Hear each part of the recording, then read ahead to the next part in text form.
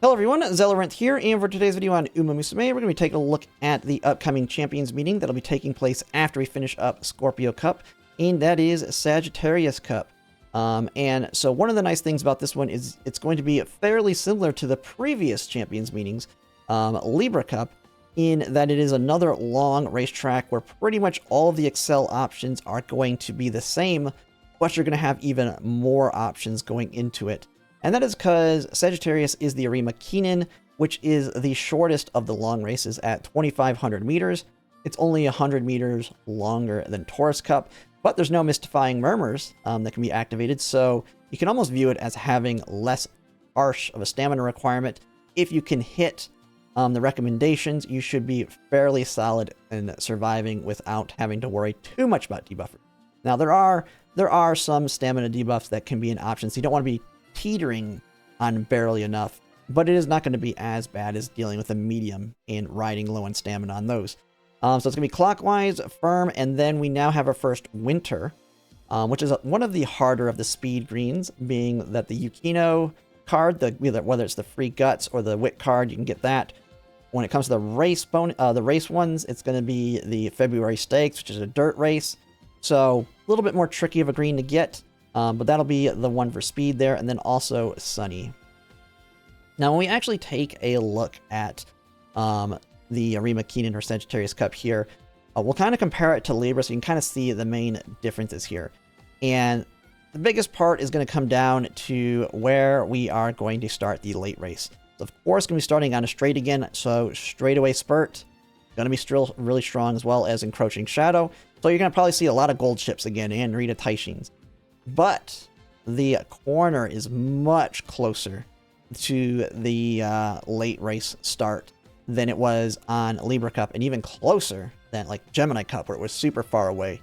Now, in order to make somebody acting as a front runner actually strong in this one, like my goal, which was fairly strong, was trying to get lucky pace on a pace chaser, because even though you're activating angling a little late as a pace chaser on this one, the pace chaser was at least had a little bit higher speed than a front runner to be able to keep themselves alive and in front long enough to win against the end closers. But now on Nakayama, it actually is going to be very decent for front runners because one, it's fairly close. They're going to be able to get it off. Your front runners are going to get their angling off, and then you have a lot shorter of an end race for the end closers and late surgers to try and catch up. And so I'm fully expecting we're going to see a lot more front runners on this one, although we're still going to see a ton of gold chips and end closers are going to still be fairly strong.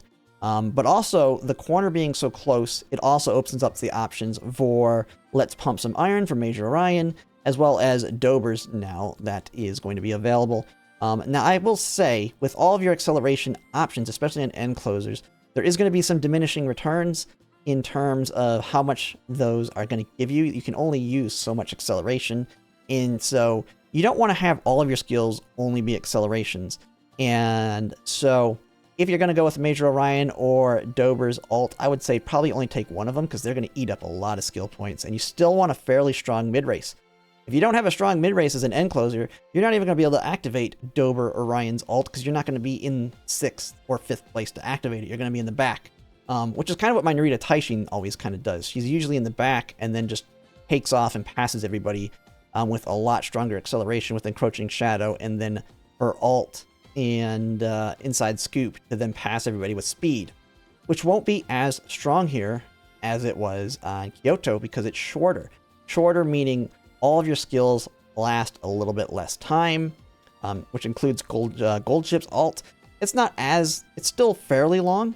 Because it's 2.5 instead of 3 times the speed because of the distance.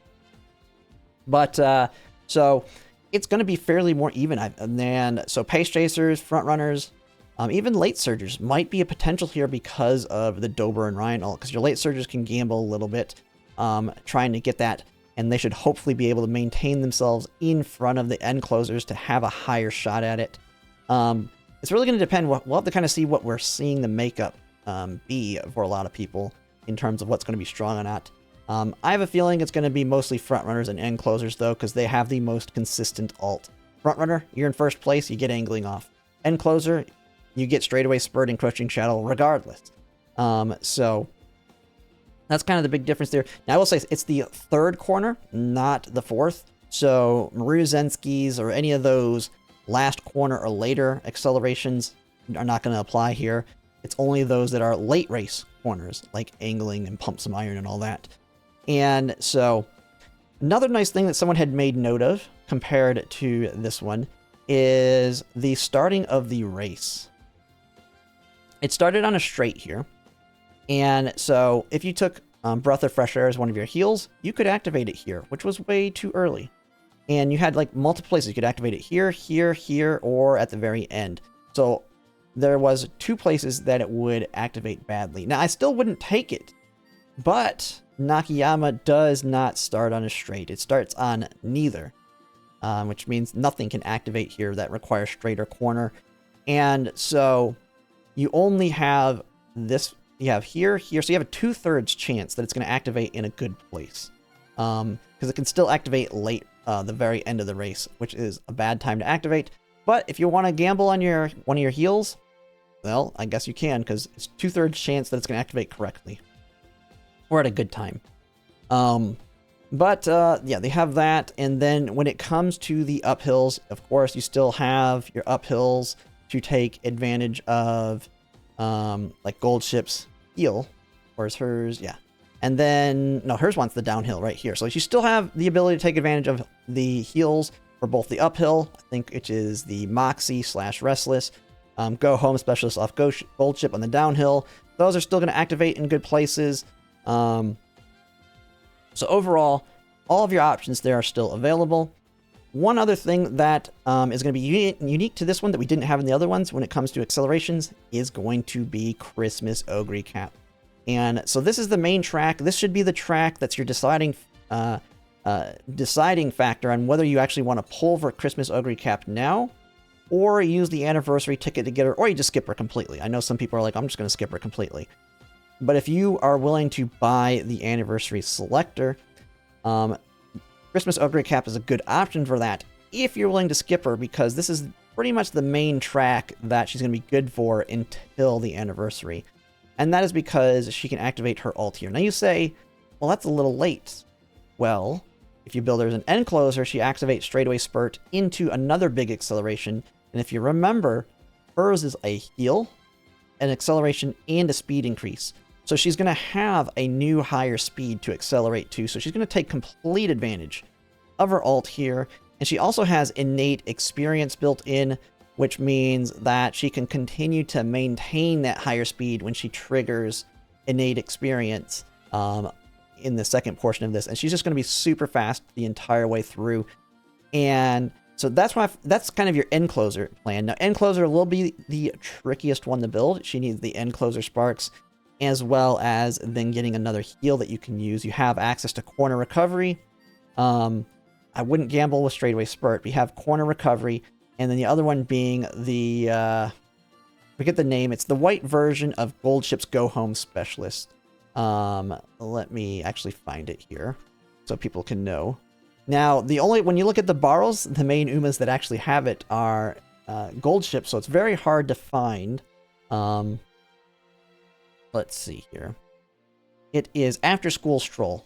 This is going to be one of the main whites you're going to want to get. There are some other options that you can use, like the Sleeping Lion. I think this is the equivalent of Sleeping Lion. Yeah, they're like Standing By, which is not as reliable. After School Stroll, guaranteed to activate on that downhill, well, if you pass the wit check. And then from that, you can go into 7/7. Although she'll work as a pace chaser just as easily, they have more healing options, and she has it like built right into her. And so you have Hydrate into corner recovery, into 7/7/7s, all kinds of options, as well as the fact that she has a late race heal as well, that if you want to build in a fourth backup heal to try and make sure you get her ult off, if you fail any of the heals all the way up to 7/7/7, then you can activate her late race heal, and then while you won't get a massive advantage from the acceleration, it is still a very strong speed boost, but you won't want to rely on the heal in that capacity. So hopefully you'll have enough on her to at least survive up to that point.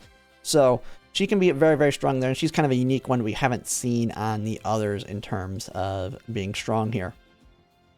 So that's Christmas Oguri Cap. Now let's actually take a look at the track here, and I want to kind of talk about why you're going to want to rebuild your Libra Aces. I've heard a lot of people say, well, I could just throw my Libra Aces in here, and they'll do quite fine.